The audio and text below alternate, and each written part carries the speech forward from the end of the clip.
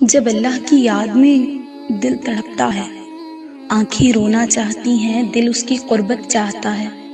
ایسے میں دل چاہتا ہے دنیا سے کٹ کر دور کسی تنہائی میں بیٹھ کر اس کے ذکر سے دل کو سیراب کروں، بس اسے یاد کروں، بس اس کا ذکر ہو، دل میں اس کی یاد بسی ہو، دل میں اس کی محبت ہو، دل کو سکون ملے اپنے رب کی یاد سے، دل کی ویرانی کو، اللہ کی یاد کو، اس بے قراری کو، اس بے چینی کو اللہ کے ذکر سے سکون ملے، ایسا میرا دل کہتا ہے اور مجھے ایسے ہی سکون ملتا ہے۔ تم بھی اس نامحرم محبتوں سے نکل کر اپنے رب کی محبت کی طرف آ کر تو دیکھو۔